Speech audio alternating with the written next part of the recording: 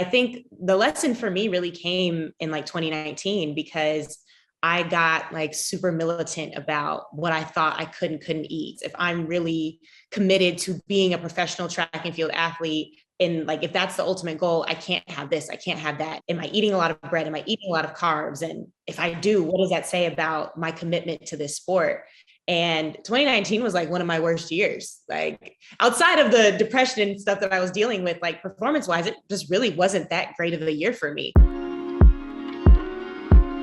Usually a conversation like this can be kind of difficult to talk about, right? More and more athletes coming forward to talk about the way that they perceive themselves. That said, what's been your journey being more open and honest with the world about your mental health? The idea of mental health, anything, was a scary topic for people. But I think it's definitely become a lot easier to vocalize ourselves and be able to say like, hey, I'm not okay today. The more I talk about it, the easier it gets. But I'm still getting used to, now that I've talked about it more, having people at meets like, oh, Anna, when you talked about your depression, I'm like, oh, not my trauma. I'm at work, guys. Sometimes it's really hard. Sometimes I don't want to talk about it.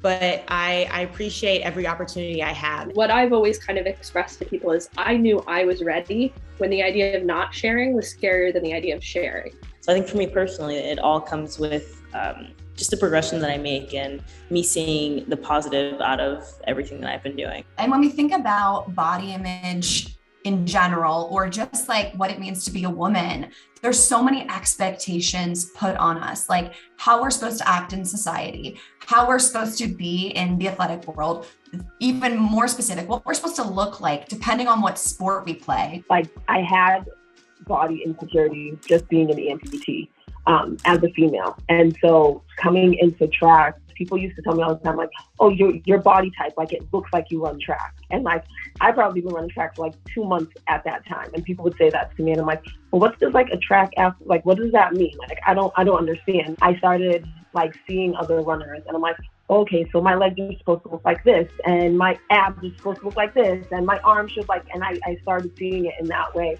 And so, it was complicated at first because I wasn't sure if I was embracing it or if I was just trying to fit up into that mold and like just look more like a track athlete. People would always talk about my arms. And so I remember being as young as like 10 and getting a lot of comments on like, oh, your arms. And I was training 20 hours a week in the gym at that point. I'm doing all this training for a very specific reason, but suddenly everyone's telling me my body looking like this is not feminine or it's masculine or it's weird. It was weird for me to have all these messaging about like, oh, you want to be muscular, you want to be big, but you want to be lean, you want to be small. And so I'm like, how am I supposed to exist in this world?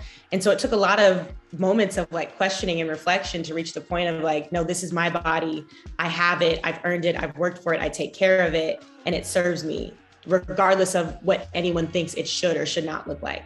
Isn't it so ironic that we put so much time in the weight room or in the gym to have our body become like the best it can be to aid us in success, and then we walk into the mall or we hang out with someone who's not an athlete, and all of a sudden like everything that we've built and we've worked for like isn't accepted, or it's not the body that's praised. Yet when you're out on the track field, everyone is praising you because it's doing this amazing thing, but then it's like, you're not allowed to have that body like when we go out at night. I initially was a swimmer growing up. So like we were running around the pool deck in bikinis and bathing suits and you're like not really thinking anything of it. And I think part of it was because professional swimmers, when you really see the suits that they're wearing, like they are meant to look strong and powerful. And the suits that they wear aren't very sexualized. But when I first transitioned over to track, I very early on as a 7th grader were handed the buns that everybody wears. And I remember feeling a little bit uncomfortable. And again, this wasn't some like prudish thing, like I'd been in a bathing suit my whole life. But there was just this feeling of like, no, I'm meant to look a certain way. That's why I'm wearing these. And I think kind of transitioning from sport to sport where like I was almost insecure about my lack of muscularity to feeling like I have to fit into a tiny bikini to be valued was like a really odd switch. What you just said about what swimmers wear and it's specific for performance, that really resonates with me just because in track, you have so many options for a uniform, but then it becomes, well, why are you wearing this versus this? Like I've heard people say, I'm going to wear the bodysuit. I don't like how my stomach looks right now. I want it covered up. Like I love the choice because for me, like I'm always going to run in buns. I'm a hurdler. Like I want to feel like my leg can come up to my face. And I feel like that when I wear buns. But at the same time, it's like all of these options, especially when you're young, when you're first making teams and you're first getting like the opportunity to choose, it feels like what you choose is saying something about how you feel about your body. In my mind, sitting here, I'm like, if someone makes a USA team, they shouldn't have to alter their body. Like you're already good. Like you're running at this insane level. Like, what do you guys make of this idea that a track athlete should look this way? This stuff drives me crazy, honestly. Track and field includes so many different disciplines in and of itself. Since the time somebody's like 8 years old, we're predetermining what path they're going to go down purely because we're judging how they look. I think that's why the problems of like, yes, when we're older, it's also really negative because it has mental health consequences. Let them do where they're going to have fun. I think that would create a lot more opportunity for us long term to not like pigeonhole what we believe is what people look like. In high school, even before high school, just like me just growing up, I definitely did not eat the healthiest at all. I wasn't thinking about fueling myself. I wasn't thinking about what nutrition I was going to get from this meal. I was just thinking about, okay, this is what we're going to eat tonight. And okay, that's cool. But coming into college, having other resources available to me, like our nutrition center, I kind of got an understanding of what might be best for me or what things I might need to do in order to be, to perform at a higher level. I think the lesson for me really came in like 2019 because I got like super militant about what I thought I couldn't eat. If I'm really committed to being a professional track and field athlete, and like, if that's the ultimate goal, I can't have this, I can't have that. Am I eating a lot of bread? Am I eating a lot of carbs? And if I do, what does that say about my commitment to this sport? And 2019 was like one of my worst years. Like outside of the depression and stuff that I was dealing with, like performance-wise, it just really wasn't that great of a year for me.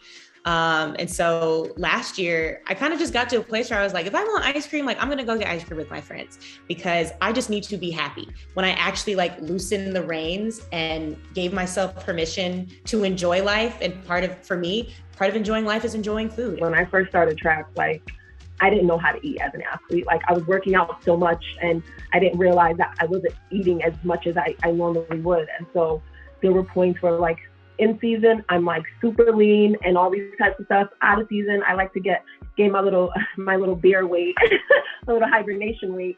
And, like that's where I was comfortable, being really strict during the season. And then out of season, I was still sticking to my diet. Like you said, like 95% of the time, I'm great. But when I do what I want, that's my time to enjoy that. Can any of you recall a time that someone in your world made a comment about either what you looked like or what you were eating and how that affected you and how you navigate it when it happens? Years of my life, and it was really bad. I will say how I navigated it was usually telling people to stop and them not stopping. That was a sign to get the hell out of that situation and not to feed into the negative language. But I think it's really important for young people to have like a large group that they can kind of go to in those situations. And I mean, like, if your parents are the ones who are talking to you this way, like have a coach you can go to. If it's your coach, have a school counselor. If it's, whoever the figure is, like you should be able to stand up for yourself. I don't like when people are like, oh, I weigh this, that's bad. Because like, again, I'm 5'10", so I'm gonna be heavier than most people who are like 5'3". So when people are like, I weigh X weight, oh my God, I'm so heavy. When I was a freshman, I used to be like, I'm heavier than that. Like, what does that mean? And not taking into account that my physical frame is just different and there's nothing wrong with that. And like, if something doesn't feel right to you versus just sitting there and asking, am I wrong? Like go to a third party and repeat what you heard. And I think that's what was really helpful to me is I had a friend on the baseball team. And so I would kind of talk about some of the things that were said at practice. And he was like, that's crazy. That doesn't make sense. That doesn't sound right to me. Like, why do you care so much about like the scale doesn't matter. He was like, how are you doing at practice? Okay, then like move on. I was like, wow, that was like super blunt, but also true.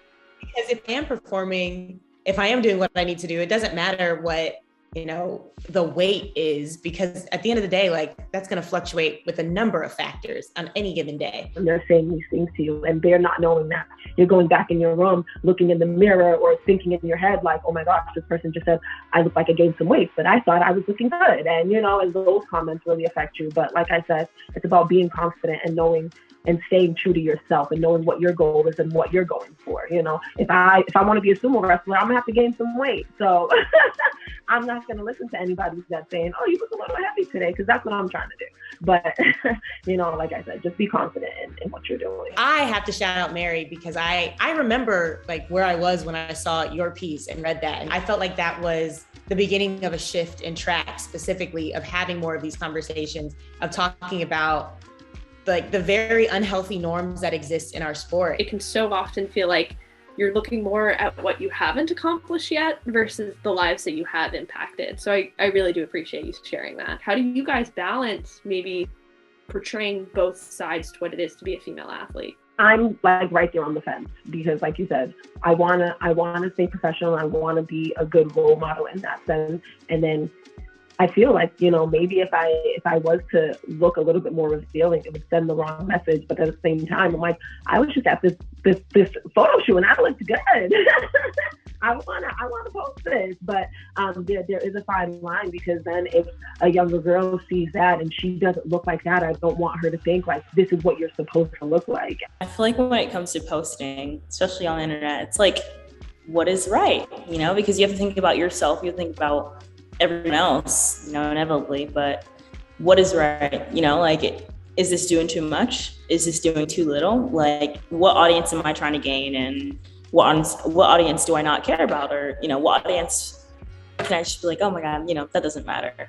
And so I feel like there's always, again, you're on the fence, you're on this fine line that's, okay, if I do this, am I going to be quote unquote canceled? You know, I think we as female athletes should be free to do whatever we want without thinking about the repercussions that's going to come with it.